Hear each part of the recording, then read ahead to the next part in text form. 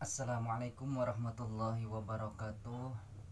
Alhamdulillahilladzi hadana walihada wa ma kunna linahtadiya laula an hadanallah. Huwa rahmanul kudus ba'isatul muqtadir rabbis rohli sodri wa yasirri amri wahlul uqdatam min lisani yafqahu qoli ya fatahu ya alim birahmatika ya arhamar rahimin amma ba'du.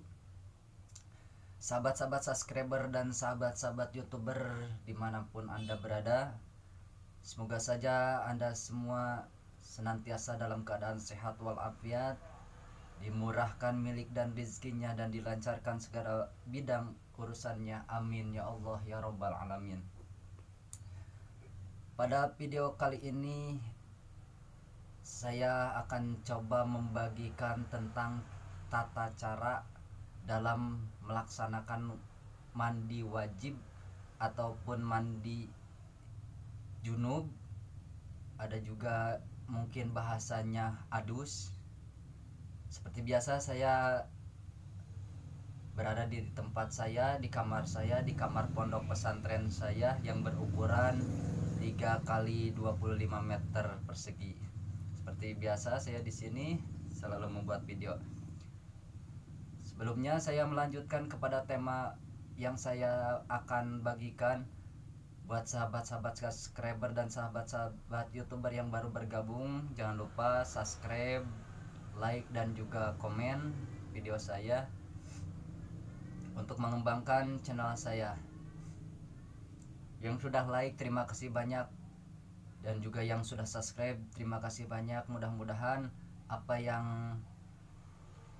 sahabat-sahabat berikan kepada saya dibalas oleh Allah Subhanahu wa taala. Amin ya Allah ya rabbal alamin. Mandi wajib ataupun mandi junub, ataupun kita sedang mempunyai hadas besar, itu diakibatkan karena mungkin saja kita bersetubuh dengan istri kita. Adapun penyebabnya adalah mimpi ya. Adapun penyebabnya mimpi, terkadang mimpi basah, itu dia. Kalau bahasa remaja itu mimpi basah. Ini adalah salah satu, apalagi bagi para remaja yang menginjak balig ya, balig ataupun usia 15, itu adalah sudah termasuk balig, maka dia akan bermimpi bersetubuh dengan wanita, nanti keluar sesuatu daripada farjinya, dan itu mewajibkan kita untuk mandi wajib ataupun mandi junub. Apabila kita tidak mandi junub, kita sedang dalam keadaan mempunyai hadas besar, karena hadas besar tersebut harus dihilangkan. Untuk apa? Yaitu untuk salah satu menjadi syarat sahnya sholat kita. Karena orang yang mempunyai hadas besar tidak akan sah melaksanakan sholatnya, walaupun tidak batal wudhu ya. Kenapa tidak batal wudhu? Contoh, kita sedang mempunyai wudhu, dalam keadaan suci mempunyai wudhu, lalu kita tidak sengaja melihat ataupun melihat HP. Di dalam HP ada video pornonya, tidak sengaja kita keluar. Nah itu wudhunya bagi seseorang tersebut tidak batal, tapi dia tetap harus melaksanakan mandi junub ataupun adus ataupun mandi besar ya. Nah jadi untuk para remaja yang memasuki tahap balig ya, ini diwajibkan untuk tahu tata caranya dan doanya bagaimana, serta praktekannya bagaimana, karena ini menjadi salah satu syarat sah di sholat. Ataupun karena orang yang mempunyai hadas besar ataupun hadas junub itu dilarang sholat diantaranya, terus dilarang membaca Al-Quran, dilarang memegang Al-Quran, ataupun bagian-bagian yang ada di seperti di sini. Nah, di sini apabila Quran diletakkan di atas, kita tidak boleh memegang tempatnya, itu tidak boleh. Oleh sebab itu saya akan mencoba membagikan tata cara melaksanakan daripada mandi wajib ataupun mandi junub ataupun mandi adus. Di antaranya mandi junub juga ataupun mandi wajib ataupun untuk menghilangkan hadas besar itu dikarenakan karena seseorang yang sudah melahirkan, ya seorang yang suci daripada headnya itu menjadi menjadi kewajiban bagi seorang, ya apalagi wanita di sini perlu dan harus bisa dalam melaksanakan ataupun tahu tata cara untuk melaksanakan daripada mandi wajib. Dan bagaimana doanya nanti saya akan coba bacakan ya. Oke, bismillahirrahmanirrahim. Jadi tata cara pesunatan sunatnya itu, pertama, sebelum kita melaksanakan mandi wajib tersebut, usahakan kubul kita dibersihkan dahulu dari kotoran-kotoran ataupun dari najis kecil, seperti habis buang air kecil dibersihkan dulu kubul kita. Sesudah itu duburnya juga, apa itu namanya dengan kubul adalah tempat keluarnya hadas kecil ataupun tempat keluarnya air kecil, dan dubur adalah tempat keluarnya air besar. Nah itu kubul dan dubur tersebut harus dibersihkan terlebih dahulu, apalagi dubur ya. Dubur sebisa mungkin kita tarik nafas supaya ada ya, supaya keluar gitu, ada yang kalau bahasa Sundanya itu nonjol, supaya ada tonjolan lalu bersihkan. Itu sunahnya, dibersihkan dahulu. Sudah gitu usahakan kita dalam melaksanakan mandi wajib tersebut menghadap ke arah kiblat. Sudah gitu tata caranya, sebelum kita memulai, kita baca dulu bismillahirrahmanirrahim. Kalau pakai gayung kita ambil persiapkan gayungnya, ambil airnya, ataupun kita pakai keran ataupun shower kita siapkan dulu. Sudah gitu baca doanya dulu. Yang mana doanya? Yang ini. Untuk kalau ini doanya umum ya, jadi satu doa istilahnya multifungsi. Kalau yang umum ini doanya bismillahirrahmanirrahim, nawaitu guslal lirob'il hadasil akbari fardulillahi ta'ala. Itu yang umum.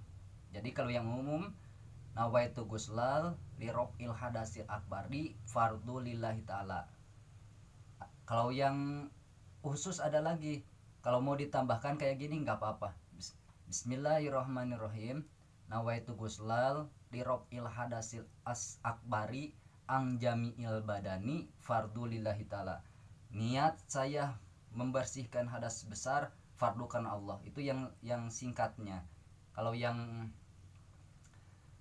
panjangnya niat nawaitu guslal lirob'il hadasil akbari ang jami'il badani fardulillahi ta'ala. Di dalam hati saya berniat menghilangkan hadas besar dari diri saya fardu karena Allah. Itu. Adapun untuk nanti ada ya, untuk haid ataupun untuk nipas ataupun sudah melahirkan, ada jadi gimana, ada doa khususnya. Kalau yang tadi kan umum, ada lagi yang ntar ada yang khususnya. Kalau dari haid ntar ditambahkan lagi anil haidi. Jadi kalau dari junub ada lagi ditambahkan lagi seperti ini. Kalau dari junub nawaitu guslal lirob'il hadasil akbari ani junubi fardulillahi ta'ala. Ataupun untuk haid nawaitu guslal lirob'il hadasil akbari anil haidi fardulillahi ta'ala. Adapun buat orang yang melahirkan, ibu-ibu yang melahirkan, maka ini doanya nawaitu guslal lirob'il hadasil akbari anil wiladati fardulillahi ta'ala. Adapun untuk orang yang sudah nipas, orang nipas doanya yang ini. Nawaitu guslal lirob il hadasil akbari anin nipasi fardu lillahi ta'ala. Di dalam hati itu hanya lapad ya, lapad ketika niat, tapi berupa lapad sebelum kita melaksanakan. Nah, ngambil air, udah gitu siram dari mulai kepala kita sampai tubuh kita. Ketika air sudah mengalir di kepala kita, di bagian sini mengalir, maka kita di dalam hati tadi kan lapadnya nawaitu ghusla li rofil hadasil akbari fardulillahi ta'ala. Sesudah air turun kepada kepala kita, maka dalam hati kita harus niat saya menghilangkan hadas besar fardu karena Allah. Berapa banyak? 3 kali siraman. Lalu sebelum ke belakang kita usahakan menyiram bagian yang sebelah kanan dahulu sebanyak 3 kali. Harus benar-benar terkena semua bagian-bagian tubuh kita, yang bahkan yang terkecil pun harus tersiram. Sesudah sebelah kanan lalu sebelah kiri 3 kali ya. Itu mengosok semua badan kita lah, itu baru sempurna itunya, mandi wajibnya ataupun mandi junubnya ataupun adusnya ya. Itu tata caranya seperti itu. Jadi kalau kita ingin segala sesuatu juga, kalau ingin maksimal itu harus secara tertib, secara perinci, dari A sampai Z-nya itu harus kena. Nah, oleh sebab itu seperti tadi yang pertama, kita ambil air lalu membacakan doanya nawaitu ghusla li rofil hadasil akbari fardulillahi ta'ala, menyiramkan air yang mengalir kepada kepala kita dalam di situ mulai niat dalam hati ya, gak usah dikeras-keras, yang dalam hati aja. Niat saya menghilangkan hadas besar fardu karena Allah, ataupun niat saya menghilangkan hadas besar dari junub fardu karena Allah, ataupun niat saya menghilangkan hadas besar karena sudah melahirkan fardu karena Allah, ataupun seperti nipas, niat saya membersihkan hadas besar dari nipas fardu karena Allah. Itu dia buat sahabat-sahabat, sekali lagi buat sahabat-sahabat subscriber dan sahabat youtuber, mudah-mudahan apa yang saya bagikan bisa bermanfaat, khususnya untuk saya sendiri, umumnya untuk sahabat-sahabat semua. Jangan lupa yang baru bergabung like, share, subscribe channel saya, mungkin itu ada manfaatnya ya.